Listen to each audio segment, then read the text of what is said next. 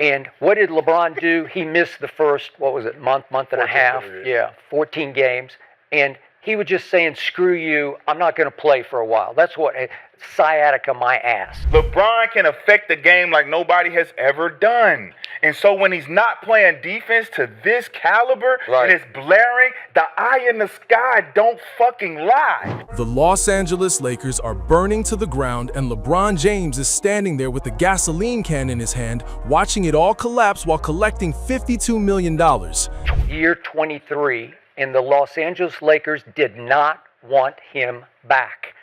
They shamed him and dared him to go into free agency and end it somewhere else. And remember, he would show up in the Clippers facility working out, and he went up to Cleveland and worked out like, I'm going to go here. I'm going to end it in Cleveland.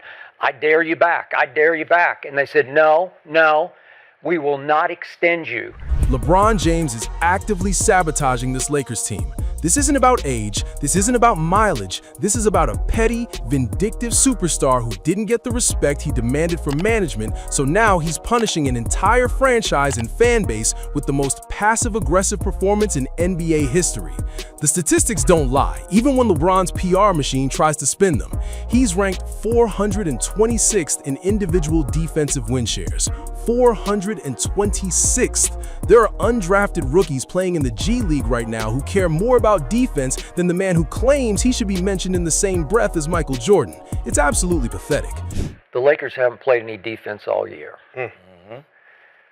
They're ranked 18th now in points allowed. They are the worst three-point defending team in all of basketball.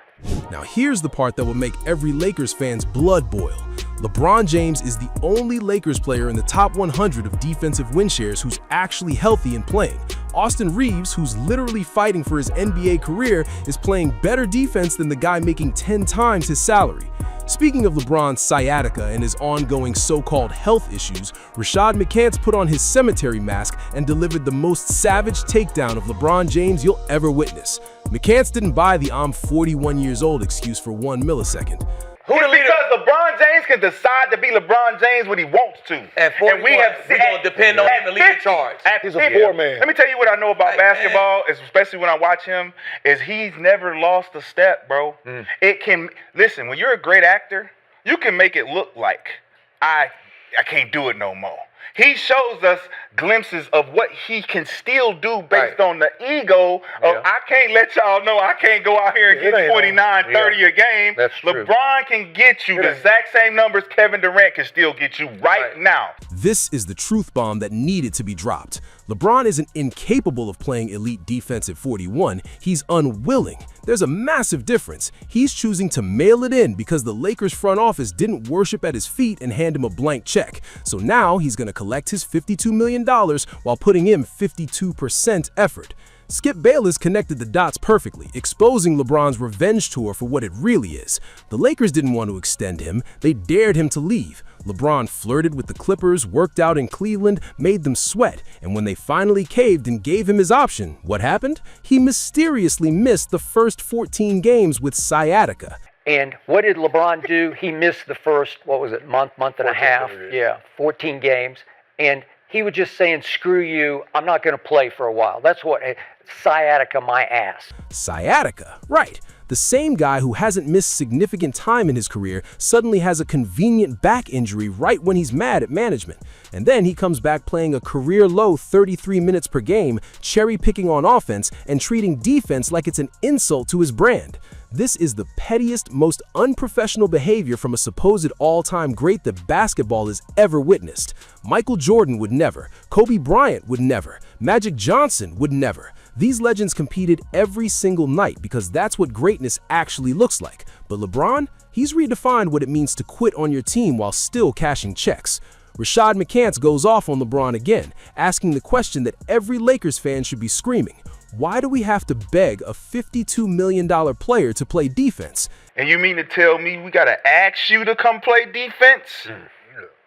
You want to be the greatest at the top of the top, and you want everyone to volunteer you into a tier level of two of the greatest guys that ever played a game. When you talk about Kobe Bryant and Michael Jordan, you talk about Wilt Chamberlain and Bill Russell, guys you never had to ask to compete. Can you imagine Phil Jackson having to put defense and effort on a chalkboard to motivate Michael Jordan? It's laughable. It's insulting. It's everything that's wrong with LeBron's entitled, mercenary approach to basketball.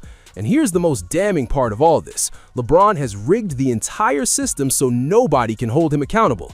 He helped hire JJ Redick, their podcast partners, their friends. How is JJ supposed to call out LeBron when LeBron is literally the reason he has a job? It's the most brilliant career protection racket in sports history. Kenyon Martin exposed this conflict of interest beautifully. He stated the obvious truth that everyone's dancing around. JJ Redick has zero authority in that locker room because the players see him as a peer, not a coach. And the biggest reason, LeBron won't let him be. JJ, I don't know if you know this or not, bruh. Them dudes don't respect you. You are their peer. They are not, just because you have the head coach title, they don't look at you as such. LeBron orchestrated the perfect situation. He got his guy hired as coach. Now nobody can criticize him, nobody can bench him, nobody can even suggest he's not giving maximum effort without facing career consequences. It's a dictatorship disguised as a basketball team. And what's JJ going to do about it? Promise an uncomfortable practice on Saturday? Please. LeBron isn't running sprints at 41. He's not diving on loose balls. He's not doing extra defensive drills. He'll show up, go through the motions, maybe throw a few shade comments to the media, and then on Sunday, it'll be the exact same garbage effort we've seen all season. Kenyon Martin predicted this perfectly, saying that no matter what happens in Saturday's practice, nothing will change. I don't give a fuck what, I'm gonna let you finish. I don't give a fuck what JJ Redick comes out and does on tomorrow's practice. With that team, It doesn't matter. It don't matter because that team. They're gonna turn around on ain't got the Sunday. guys. If they have a game on Sunday, it's gonna be the same shit. Exactly. What was on the board? Because Keith? they don't got the guys. Because that's who LeBron James is now. A stat-padding, excuse-making, defense-avoiding mercenary who's more concerned with his podcast and his tequila brand than actually competing for championships. He's become everything he used to criticize. He's become the antithesis of greatness. The Christmas Day massacre proved it beyond doubt. While Houston's young players were diving for loose balls, fighting for rebounds, and playing with hunger, LeBron was casually jogging back on defense, barking at refs and looking for someone else to blame. The Rockets wanted it more. They deserved it more, and they embarrassed the Lakers because LeBron's fraudulent leadership has infected the entire roster. Luka Doncic is turning into LeBron 2.0, overweight, turnover-prone, and allergic to defense. He's leading the entire NBA in turnovers and shooting 32% from three. But you know what? He gets a pass because he's 26 and still developing. LeBron doesn't get that luxury. He's a finished product, and what we're seeing is the real LeBron James when he doesn't get his way, a quitter. The panel brought up an absolutely devastating comparison. They talked about how championship teams that don't evolve get exposed the next year. Milwaukee got figured out, Denver got figured out, Boston got figured out, but the Lakers, they're not even in that conversation. They're not defending anything. They're just existing, cashing checks, and hoping nobody notices that their leader checked out months ago. JJ Redick dropped another truth bomb about LeBron's current status with the team. He's the third wheel now. Luka and Austin Reeves have the chemistry. They're the ones building something. LeBron is standing on the outside, isolated by his own ego and stubbornness, watching the franchise move on without him while he counts his money. Here's what makes this entire situation so infuriating. LeBron is perfectly capable of being great. He showed flashes against Philly when he dropped 29 and hit clutch shots. He can still dominate when his ego needs feeding. But night in and night out, when the cameras aren't capturing his highlight moments, he's a liability. A $52 million traffic cone on defense. The Houston game should be shown in film sessions across the league as a case study in how not to compete. The Rockets had 57 yards passing. They controlled every aspect of the game. They played fundamental, team-oriented basketball, while the Lakers looked like strangers throwing on jerseys and hoping individual talent would bail them out. And you want to know the saddest part?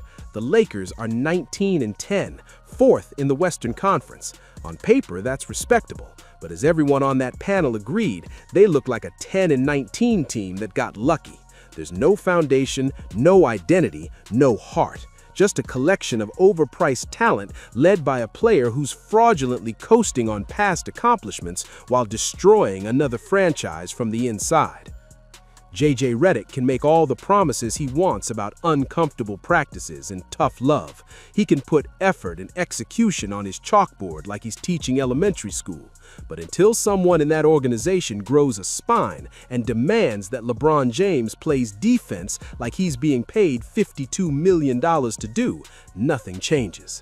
And nobody's going to do that because LeBron has rigged the system so perfectly that accountability doesn't apply to him. So here we are, watching one of the most talented rosters in basketball get wasted because their leader decided defense is beneath him. The self-proclaimed king is holding an entire franchise hostage, and the saddest part? He'll probably still make the All-Star team. He'll still get his media praise. He'll still have his army of enablers making excuses. But Skip Bayless, Rashad McCants, and Kenyon Martin aren't buying it anymore. They see through the act. They're calling out the fraud, and they're right to do it. Because what we're witnessing isn't the graceful decline of a legend, it's the petty, selfish destruction of a team by a player who cares more about his ego than winning. LeBron James wanted to be in GOAT conversations?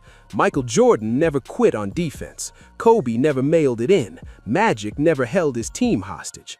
LeBron has disqualified himself from that discussion, not by his achievements, but by his refusal to compete when it doesn't serve his personal agenda. The Lakers are stuck in basketball purgatory, and LeBron James is the warden. $52 million to watch him walk back on defense. That's not leadership. That's not greatness. That's a con job. And Christmas Day exposed it for the entire world to see.